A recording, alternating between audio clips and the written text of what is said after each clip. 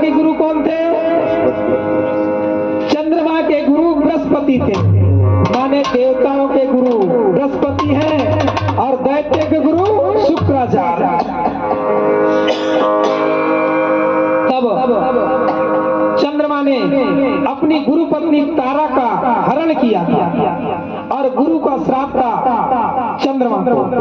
जा बोले तूने मेरे साथ में गुरु पत्नी का हरण किया है, जा मैं तुझे श्राप देता हूँ, तू जो चमन का चांद होगा वो बोले कलंकित होगा। इसलिए गुरु के श्राप से चौथ का चांद कलंकित है। बोल सदगुरुदेव भगवान की। इसलिए मेरी माँ गुरु की निंदा नहीं करना, गुरु चाहे कैसा ही हो। जात ना पूछो साधु की, पूछ लीजिए ज्ञान, और मोल करो तलवार की पड़ी रहे तो। गुरु से ज्ञान ले लो, उसकी जाति मत पूछो, और गुरु की निंदा नहीं करना, ये है संतों। ओ जय सतगुरु सुमरन करो, नाम तुम्हारा